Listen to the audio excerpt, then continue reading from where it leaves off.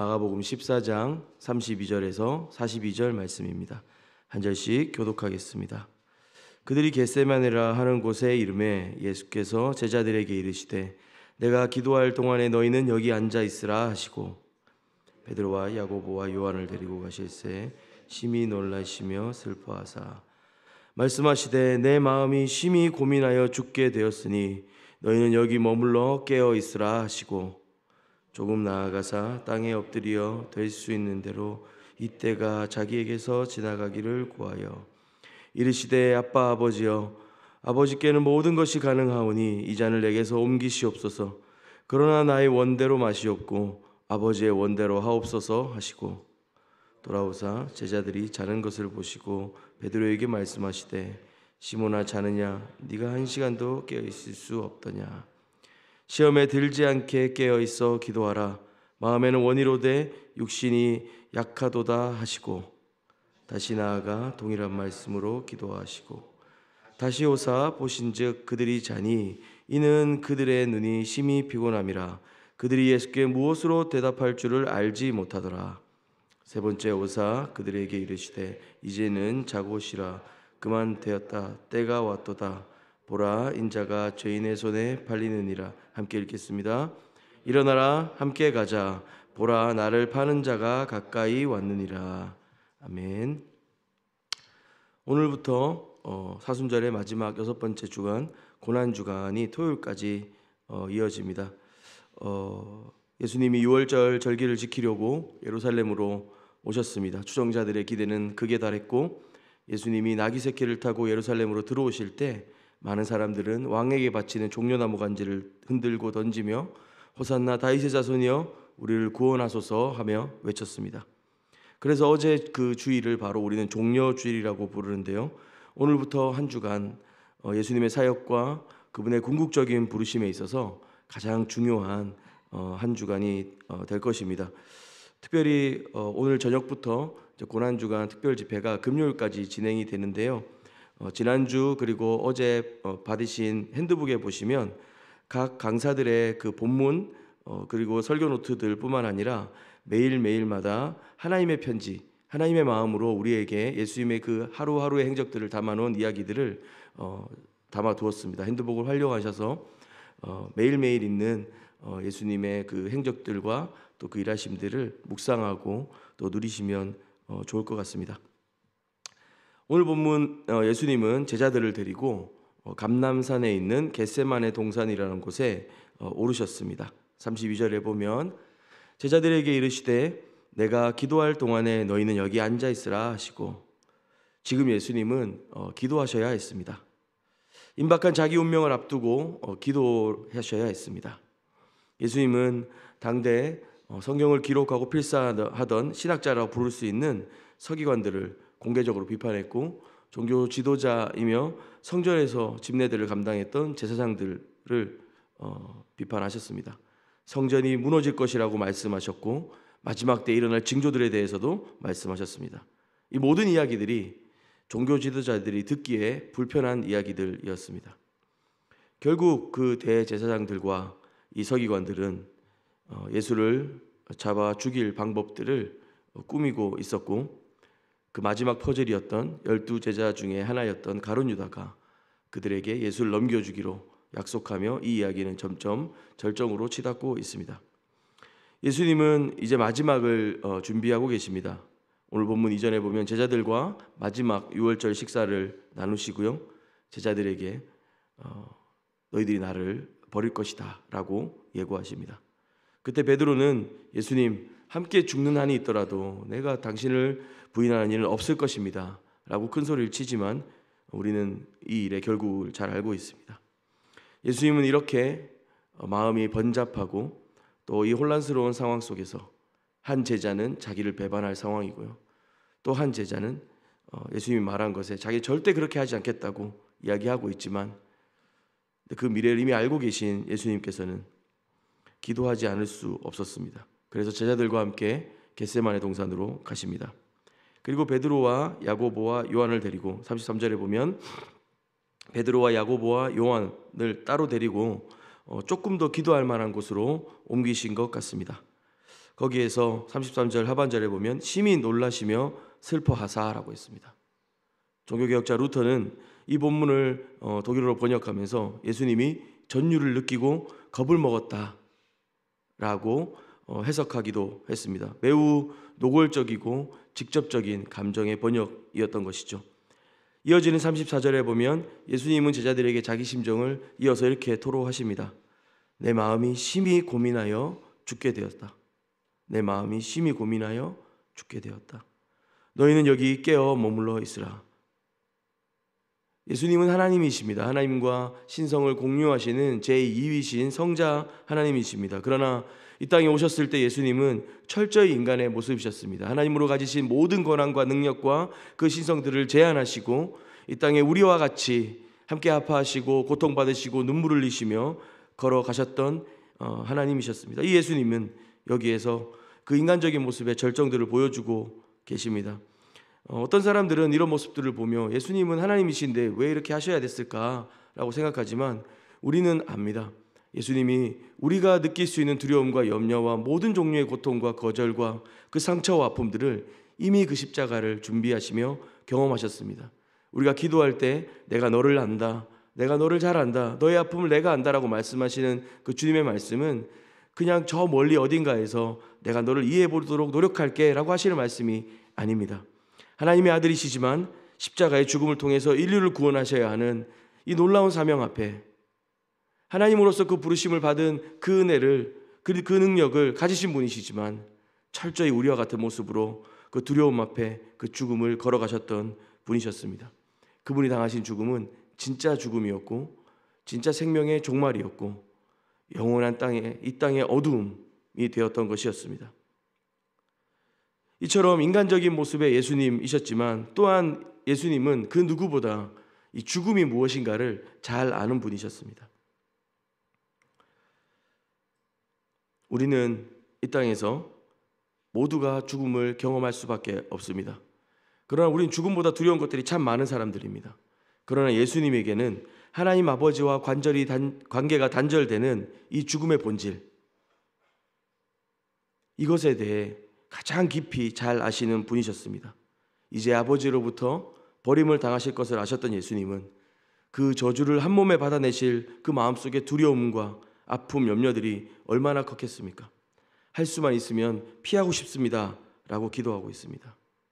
제자들에게 그 마지막 밤 담대하고 힘있고 멋진 모습으로 그 길을 걸어가셨으면 어땠을까 우리는 생각할 수 있지만 예수님은 제자들에게 내가 정말 심히 두렵고 죽게 되었다 말할 정도로 그 고통과 고민 속에 짓눌려 계신 것이었습니다.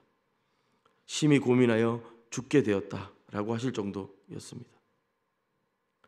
예수님은 이와 같은 아픔과 눈물을 가지고 우리를 위해 기도하시던 분이셨습니다. 너희는 여기 머물러 깨어있으라 하시고 3번을 따로 또 홀로 기도할 수 있는 곳에 가셔서 기도하십니다. 오늘 본문에 그 겟세마네라고 하는 지명이 나오는데요. 아람어로 당시 시리아 방언이었던 이 아람어로 이 겟세마네는 기름을 짜는 틀, 오일 프레스 이런 뜻을 가지고 있습니다. 누가복음 22장 44절에서는 예수님이 이 밤에 기도하셨던 장면을 이렇게 설명합니다. 땀이 땅에 떨어지는 핏방울 같이 되도록 기도하셨다.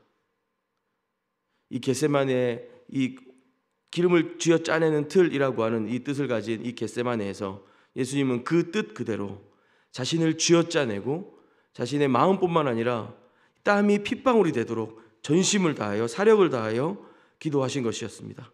그리고 제자들에게 함께 기도해달라고 부탁을 하셨죠. 이 겟세마네에서 드리신 예수님의 기도 3가지 특징을 좀 보려고 합니다. 먼저는 35절입니다. 땅에 엎드려 될 수 있는 대로 이때가 자기에게서 지나가기를 구하셨습니다. 솔직하셨고 진실하셨고 간절한 기도를 드리셨습니다. 아마 같은 내용으로 3번 기도하신 것 같습니다. 이 3이라고 하는 이 숫자는 아마도 예수님께서 충분히 그리고 완전히 기도하셨다라는 어떤 의미를 담고 있을지도 모르겠습니다. 어쨌든 오늘 본문에서는 제자들과 3번 다시 만나시는 장면이 나오는 걸로 봐서 3번 이 기도하신 것 같습니다. 성만찬을 방금 지나오셨습니다. 담대하게 내가 죽을 것을 제자들에게 알리셨습니다. 그러나 예수님은 주님 할 수만 있다면 이 잔을 내게서 옮기시옵소서. 진실하고 솔직하게 기도하셨습니다. 늘 사역과 일정 중에 기도하시며 특별히 마가복음에서는 예수님의 그 분주함 혹은 어떤 사역적인 성취 이후에는 늘 새벽 한적한 곳에 혹은 오히려 아침 미명에 밤늦게 습관을 따라 주님은 그 바쁜 일정과 사역 중에 항상 하나님의 인도하심과 그분 앞에 나아가심으로 기도하심으로 힘있게 걸어가셨습니다. 그렇게 담대하게 가르치셨습니다. 그랬던 예수님께서 이 밤에 3번이나 반복해서 솔직한 기도로 주님 앞에 나아가고 있습니다. 그러나 나의 원대로 마옵시고 아버지 원대로 구합소서. 자신의 뜻을 구하는 것으로 기도를 마치시지 않았고 이 간절하고 진실한 기도로 하나님 앞에 계속해서 매달렸던 예수님. 우리는 우리의 기도가 응답되지 않거나 유예되거나 하나님이 침묵하시는 것 같을 때 혹은 우리가 구하였던 기도와 정반대의 결과가 나타날 때 실망하고 낙담하기도 하고 기도가 무용하다라고 생각될 때도 있습니다. 그러나 하나님이신 예수님께서 이 밤에 그 간절한 기도를 위해 3번이나 주님 앞에 다시 나아가고 또 솔직하고 또 진실한 마음으로 주님 앞에 엎드렸던 것들을 기억하며 우리가 이번 한 주간 주님 앞에 그렇게 여러분의 진실한 기도 제목들, 솔직한 기도 제목들로 좀 나아가셨으면 좋겠습니다. 그동안 응답받지 못했고 해결받지 못했던 기도이라 할지라도 예수께서 그렇게 기도하셨던 것처럼 다시 한번 힘을 내어서 주님 앞에 나아갔으면 좋겠습니다. 그리고 두 번째로 배울 수 있는 기도는 사람들이 알아주지 않는 이 외로운 기도의 시간을 예수님이 견디셨다는 겁니다. 오늘 본문 37절, 40절, 41절에 보면 예수님이 제자들에게 하시는 말씀들이 있는데요. 37절에 보면 이렇게 되어 있습니다. 돌아오사 제자들이 자는 것을 보시고 베드로에게 말씀하시되 시몬아 자느냐 네가 1시간도 깨어 있을 수 없더냐 시험에 들지 않게 깨어 있어 기도하라 마음에는 원이로되 육신이 약하도다. 제자들 중에 베드로, 야고보, 요한을 따로 떼어서 데리고 가십니다. 그리고 그들에게 솔직한 자신의 마음을 토로하십니다. 심히 고민하여 죽게 되었으니 너희는 여기 머물러 깨어 있으라. 그렇게 부탁하시지만 제자들은 금세 잠들어 버립니다. 40절입니다. 다시 오사 보신즉 그들이 자니 이는 그들의 눈이 심히 피곤함이라. 그들이 예수께 무엇을 대답할 줄을 알지 못하더라. 다시 와서 예수님 이야기하십니다. 아, 얘들 또 자고 있네. 그 장면을 보고 계시는 거죠. 세 번째입니다. 세 번째 오사 그들에게 이르시되 이제는 자고 쉬라. 그만 때가 되었다. 또 자고 있었습니다. 가끔은 어린아이들이지만 함께 걸어갈 때 이 자녀들이 제 마음에 얼마나 든든한 힘이 되는지 모르겠습니다. 실제로 어떤 문제를 해결할 수 있는 능력이 있거나 그래서가 아니라 내 곁에 누군가 있고 나를 절대적으로 신뢰하고 사랑하는 사람이 있다고 하는 것은 너무나도 행복한 일일 것입니다. 베드로, 야고보, 요한은 변화산에서 예수님이 엘리야와 모세와 대화하실 때 그 하늘과 같은 천국과 같은 모습을 보여주실 때 곁에 있었던 사람들입니다. 그리고 그것을 보고 너무 기뻐하며 주님 우리가 여기에 있고 싶습니다. 영원히 여기에 살고 싶습니다 하고 고백했던 사람들이었습니다. 그러나 예수께서 죽게 되었다 번민하며 고민하시며 지금 몇 번을 예수님이 십자가 지실 것에 대해서 예고하셨음에도 불구하고 그 임박한 운명 앞에 이들은 깨어있지 못했습니다. 영광의 순간에는 예수님 곁에서 자리를 차지하고 싶었지만 이제 이 고통과 눈물의 기도의 시간 가운데서는 그들은 아무 효능을 발휘하지 못하고 있습니다. 어쩌면 하나님께서 그냥 이들이 자도록 내버려 두셨는지도 모르겠습니다. 철저히 예수님께서 그 누구도 알아주지 못하여도 그 누구의 도움 없이도 하나님 앞에 지셔야 되는 십자가였기 때문에 누구도 알아주지 않는 이 외로운 기도의 시간을 견디시도록 그렇게 허락하셨는지도 모르겠습니다. 우리에겐 그런 때가 많이 있습니다. 아무도 우리 주변에 우리를 알아주지 않고 우리의 기도와 우리의 눈물의 시간들을 이해하지 못하는 때들이 있습니다. 그러나 예수님의 기도는 그 일로 멈추지 않습니다. 외롭고 홀로 하나님 앞에 감당하셔야 되는 기도였지만 하나님 앞에 드리는 그 기도는 하나님이 기뻐 받으시고 그 기도 가운데 역사하시고 응답하시는 것을 저와 여러분이 믿고 믿음으로 기도했으면 좋겠습니다. 세 번째로는 우리의 뜻을 바꾸는 기도를 드리신 예수님입니다. 그러나 나의 원대로 마시옵고 아버지의 원대로 하옵소서 하시고, 그렇게 기도하신 분 3번이나 기도를 하십니다. 예수님은 그 두려운 십자가의 죽음을 하나님 앞에 고백하십니다. 주님, 하실 수만 있다면 이 잔을 내게서 옮겨 주십시오. 예수님은 지금 이 상황들을 하나님 앞에 솔직하게 고백하며 또 다른 방법이 있지 않겠습니까, 아버지? 하나님, 다른 길은 없습니까? 라고 묻고 있는 것입니다. 그러나 그 기도의 결국은 그의 간구로 하나님을 설득해내고 하나님의 마음을 바꾸는 것이 아니라 하나님의 그 뜻 가운데 자신의 마음을 바꾸는 것이었습니다. 하나님의 뜻 앞에 우리 자신을 설득하는 기도였습니다. 그리고 예수님은 47절에 말씀하십니다. 그만 되었다. 때가 왔도다. 보라, 인자가 죄인의 손에 팔리느니라. 기도는 우리가 하나님을 설득하는 것이 아니라 우리가 하나님의 뜻에 설득되는 것입니다. 그것이 은혜입니다. 우리의 원함과 우리의 간구를 관철시키고 우리 자판기에 돈을 넣고 거기에 물건을 뽑아내듯이 언제든지 하나님께 요청하고 얻어낼 수 있는 그런 기도의 습관에서 진득하고 질기고 솔직하고 간절하지만 우리의 마음을 바꾸는 기도로 하나님의 뜻이 우리 가운데, 우리의 삶 가운데, 우리의 일상 가운데, 우리의 그 기도와 눈물 가운데 관철되어지는 것, 그래서 우리에게 주시겠노라 하신 가장 좋은 것, 그 하나님을 선물로 받는 그 은혜가 이 기도로 얻어지는 가장 큰 은혜가 아닐까 생각합니다. 이렇게 하나님 앞에 드리셨던 예수님의 기도는 주님께서 주신 그 사명을 완수하는 길로 인도하십니다. 42절 말씀입니다. 일어나라, 함께 가자. 보라, 나를 파는 자가 가까이 왔느니라. 예수님의 이 기도 끝에 주님이 부르신 일을 완수하기 위해 그 길을 나서십니다. 제자들은 이제 예수님을 따라갑니다. 계속 잠들어 있었습니다. 예수님이 무슨 말씀하시는지를 깨닫지도 못했습니다. 또 잠들어 있던 그들에게 됐다, 이제 쉬어라, 때가 되었다.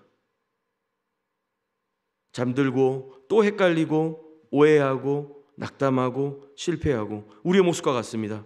하지만 우리 예수님께서는 그들을 내버려 두지 않으시고 일어나라, 함께 가자, 보라, 제자의 삶으로 부르십니다.